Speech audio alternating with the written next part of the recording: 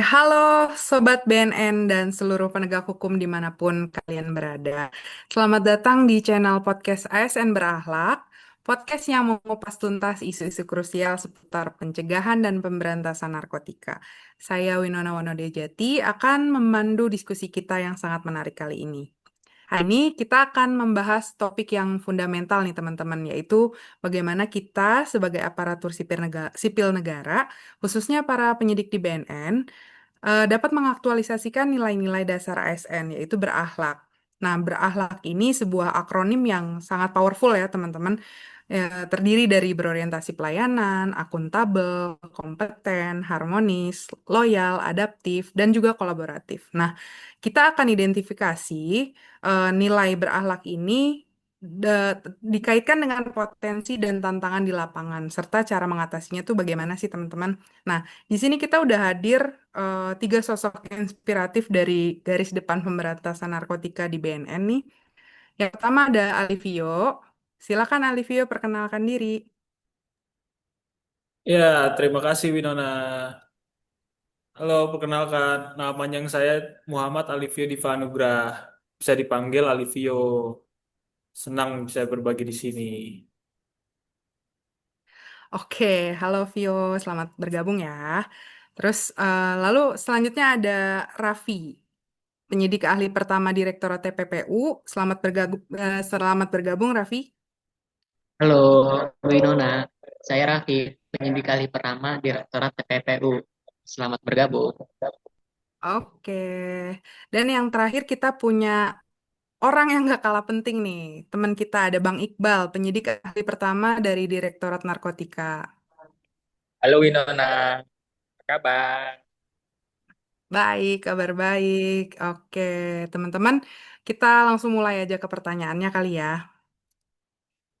Diskusi kita kali ini, yang pertama kita awali dengan pengertian dan urgensi dari berakhlak bagi penyidik BNN.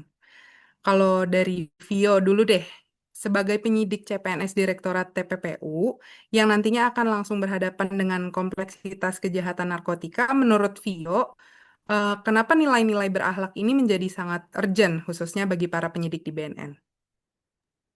Ya, baik Winona, terima kasih.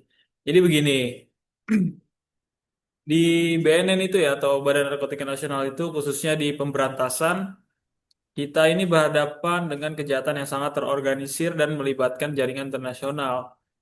Ancaman yang kita hadapi ini bukan hanya fisik, tapi juga potensi godaan integritas.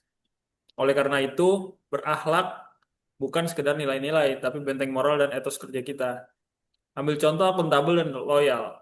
Seorang penyidik itu memegang wewenang besar, seperti penangkapan, penyitaan, hingga penyusunan berkas perkara. Tanpa akuntabilitas yang tinggi, resiko penyalahgunaan wewenang itu sangat besar. Misalnya, bagaimana kita mempertanggungjawabkan setiap barang bukti yang disita. Jangan sampai ada tudingan manipulasi atau penggelapan. Demikian pula dengan loyalitas.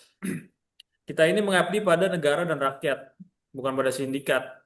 Loyalitas itu berarti kita tidak akan berkhianat, tidak akan terlibat dalam lingkaran setan narkotika, apalagi menjadi bagian darinya. Ini fundamental ya, karena kepercayaan publik adalah modal utama kita. Seperti halnya sebuah studi dari Transparency International Indonesia. Nah, lembaga tersebut sering menyoroti pentingnya integritas lembaga penegak hukum.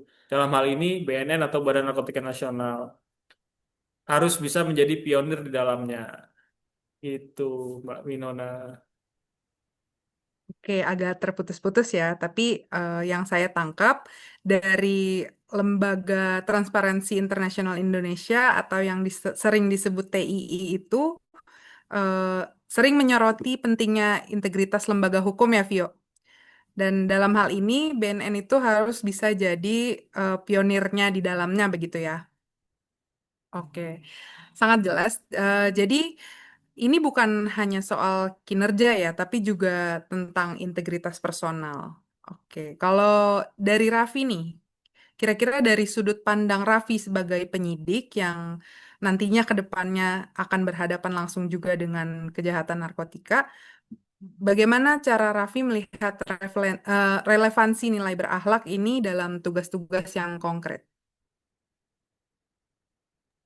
Oke, Kak Winona. Sebagai penyidik, saya merasa langsung bagaimana nilai-nilai ini membentuk pola kerja. Misalnya, nilai kompeten. Kejahatan narkotika itu cepat sekali beradaptasi. Modus perannya selalu baru. Jenis narkotikanya berkembang. Kalau kita tidak terus belajar dan mengembangkan diri, kita akan tertinggal.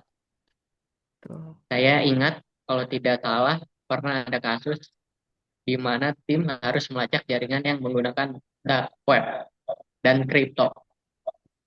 Tanpa kompetensi di bidang digital forensik akan sangat sulit mengungkapnya. Jadi, learning agility itu mutlak. Kemudian, Oke. adaptif, kita harus cepat berinovasi. Ketika sindikat menggunakan teknologi baru, kita juga harus counter dengan teknologi serupa atau bahkan lebih canggih. Tidak bisa bisnis as usual. Ini penting agar kita selalu selangkah di depan. Data dari Puslitbang BNN sendiri menunjukkan bahwa adaptasi teknologi oleh sindikat narkoba sangat pesat. Sehingga ASN BNN juga wajib adaptif. Oke. Kita udah lumayan pahami urgensinya ya. Kalau gitu sekarang, mari coba kita gali lebih dalam lagi dengan mengidentifikasi potensi tantangan yang ada ke depannya dalam mengaktualisasikan nilai-nilai berakhlak itu sendiri. Kalau dari Bang Iqbal nih, Bang Iqbal. Halo Bang Iqbal. Halo Winona, baik, terima Nah, kasih. Tantangan sebagai itu multidimensional ya. Mm, Pertama, mm, terkait berorientasi pelayan. Kadang ada stigma bahwa penegak hukum itu arogan atau sulit dijangkau. Padahal, kita harus menjadi pelayan masyarakat. Tantangannya adalah mengubah mindset ini, khususnya saat berhadapan dengan korban atau keluarga tersangka yang mungkin merasa takut atau tidak berdaya. Kita harus bisa bersikap empati dan memberikan informasi yang jelas, bukan mempersulit. Nah, kalau dalam konteks pencegahan, masyarakat harus merasa nyaman berinteraksi dengan kita. Kedua, soal harmonis dan kolaboratif. Di lapangan, ego sektoral antar instansi atau bahkan antar unit di internal BNN kadang masih menjadi hambatan. Padahal, kolaborasi antar lembaga seperti Polri, TNI, Bea Cukai, Kejaksaan, itu sangat esensial. Kejahatan narkotika itu merupakan kejahatan lintas yurisdiksi sehingga butuh sinergi yang kuat. Dari data UNODC atau United Nations Office on Drugs and Crime sering menekankan bahwa penanganan narkotika yang efektif membutuhkan pendekatan multi-agensi dan kolaborasi internasional. Jadi, kita harus meruntuhkan sekat-sekat itu batasan wilayah dengan menerapkan nilai kolaborasi. Kalau menurut pendapat menarik. saya segitu sih. Oke, menarik Bang Iqbal. Terima kasih. Jadi kalau dari apa yang udah disampaikan oleh Bang Iqbal, tantangan dan hambatan itu sendiri justru datangnya bisa dari internal kita juga ya Bang Iqbal, begitu ya Bang Iqbal? Dan Iya, juga tentunya eksternal. Nah, selanjutnya kalau dari sepemahaman Vio nih, Vio, tentang apa yang paling kira-kira tantangan apa yang paling sering muncul terkait akuntabel dan loyalitas. Silakan, Vio. Ya, Mbak Winona. Jadi tantangan terbesar terkait akuntabel atau loyal adalah godaan integritas. Lapangan itu bisa dibilang keras ya, Mbak Winona. Ada iming-iming materi, ancaman, atau bahkan bujuk rayu dari sindikat. Bayangkan, nilai transaksi narkoba itu triliunan rupiah. Jika kita tidak punya benteng loyalitas yang kuat pada negara dan akuntabilitas pada sumpah jabatan, hal tersebut sangat mudah membuat kita tergelincir ya. Ada tekanan untuk merekayasa kasus, menghilangkan barang bukti, atau bahkan melindungi pelaku. Ini adalah ujian terberat bagi kami. Lalu potensi lainnya adalah burnout atau jenuh ya. Tugas penyidik itu bisa dibilang melelahkan, risikonya tinggi. Ya, jika tidak ada manajemen stres yang baik, bisa timbul sikap apatis atau bahkan frustasi yang berdampak pada kualitas pekerjaan dan integritas. Itulah mengapa harmonis dalam tim dan loyal pada tujuan organisasi menjadi sangat penting. Oke, itu poin yang sangat menarik ya, Vio. Jadi integritas dan mental toughness itu yang justru sekarang seringkali kita lupakan esensinya ya, Vio. Nah, selanjutnya kalau dari Raffi nih, gimana dengan nilai kompeten dan adaptif? Kira-kira ada nggak sih kendala dalam upaya upskilling atau reskilling para penyidik? Silakan, Raffi. Pasti ada Kak Winona. Tantangan di kompeten itu biasanya terkait dengan gap antara kebutuhan lapangan dengan ketersediaan pelatihan. Misalnya, kami butuh pelatihan spesifik tentang blockchain analisis untuk kasus TPPU narkotika atau teknik forensik linguistik untuk analisis komunikasi sindikat. Ketersediaan infrastruktur atau platform pelatihan yang mutakhir kadang masih terbatas. Untuk adaptif, tantangannya adalah mengubah mindset lah yang enggan berubah. Ada yang merasa sudah nyaman dengan cara lama, padahal sindikat narkoba tidak pernah berhenti beradaptasi. Jika kita tidak mau upgrade cara berpikir dan teknologi, kita akan kalah cepat. Budget untuk teknologi juga kadang menjadi kendala. Namun ini harus diakali dengan inovasi dan kolaborasi. Penting untuk diingat, perubahan adalah konstan dan konsisten. Mantap banget jawabannya. Saya terharu mendengarnya. Luar biasa banget insight-nya. Dan sekarang pertanyaan yang paling kita tunggu-tunggu nih terkait strategi mengatasi tantangan dan membangun budaya berakhlak. Gimana strategi untuk mengatasi tantangan-tantangan ini? Kalau menurut Bang Iqbal nih gimana? Bagaimana BNN dapat meningkatkan berorientasi pelayanan dan mendorong harmonis atau kolaboratif? Silakan Bang Iqbal. Terima kasih, Winona. Untuk berorientasi pelayanan, kita harus terus meningkatkan pelatihan soft skill bagi penyidik, pelatihan komunikasi efektif, etika pelayanan publik, dan penanganan trauma untuk korban. Penting juga untuk membangun feedback mekanisme dari masyarakat. Apa yang mereka rasakan saat berinteraksi dengan kita, itu jadi masukan untuk perbaikan.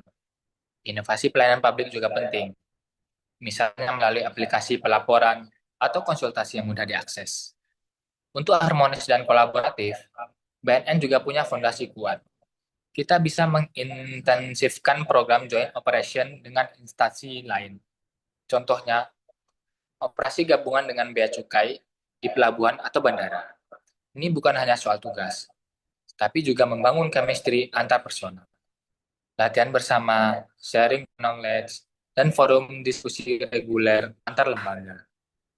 Di internal, rotasi atau penugasan lintas unit bisa memperkuat pemahaman antar bidang, sehingga tidak ada lagi tuh yang namanya ego sektoral. Baik sekali. Makasih jawabannya Bang Iqbal. Selanjutnya kalau menurut Vio nih, gimana kita menjaga dan memperkuat akuntabel serta nilai loyalitas di tengah godaan yang masif ini? Silakan Vio. Baik, Winona. Kuncinya ada pada sistem dan keteladanan. Untuk akuntabel, kita harus punya sistem pengawasan internal yang ketat dan transparan. Seperti misalnya audit berkala, whistleblowing, sistem yang aman, dan penegakan reward dan punishment yang konsisten. Siapa yang berprestasi dan berintegritas diberi apresiasi. Siapa yang melanggar harus dihukum dengan tegas tanpa pandang bulu. Peraturan Pemerintah Nomor 94 Tahun 2021 tentang disiplin PNS harus tegakkan seadil-adilnya. Lalu untuk loyalitas, selain integritas personal, kita harus menumbuhkan rasa bangga sebagai bagian dari BNN ini sendiri. Team building, capacity building, yang menumbuhkan kebanggaan profesi dan pemahaman mendalam tentang visi misi BNN. Pimpinan juga harus menjadi teladan integritas. Jika pimpinan bersih, bawahan juga akan ikut bersih. Selain itu, penting juga untuk memperhatikan kesejahteraan ASN secara proporsional, karena ini juga bisa menjadi faktor pendorong integritas itu sendiri, Mbak Winona. Oke. Eh, Berarti yang saya tangkap dari maksud Vio dalam menjaga dan memperkuat akuntabilitas dan juga loyalitas kita sebagai ASN BNN eh, itu terletak pada sistem yang kuat dan keteladanan pimpinan, begitu ya, Vio? Betul, betul.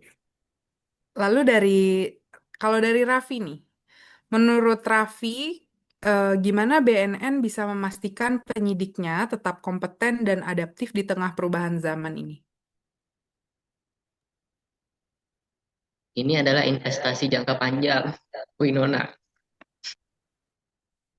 Untuk kompeten, BNN perlu membuat peta kebutuhan pelatihan yang komprehensif sesuai dengan perkembangan kejahatan narkotika. Kerjasama dengan lembaga pendidikan, universitas, atau provider pelatihan kelas dunia. Sertifikasi profesi harus menjadi bagian dari jalur karir penyidik. Dan yang terpenting, budaya belajar mandiri harus ditumbuhkan. Literasi digital dan akses ke online kurs perlu difasilitasi. Untuk adaptasi, untuk adaptif, kita harus mendorong inovasi dari bawah, berikan ruang bagi penyidik untuk mencoba pendekatan atau teknologi baru dalam penyelidikan.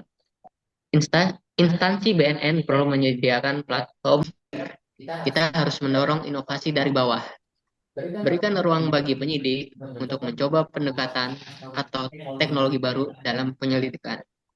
Instansi BNN perlu menyediakan platform untuk sharing kronologis antar penyidik tentang modus baru atau teknik pengungkapan kasus yang inovatif. Perluasan jaringan internasional juga penting agar kita bisa belajar dari praktik terbaik penegakan hukum narkotika di negara lain. Contohnya, BNN telah menjalin kerjasama dengan DAA Amerika Serikat atau AVP Australia. Ini harus terus dimaksimalkan untuk transfer pengetahuan dan teknologi.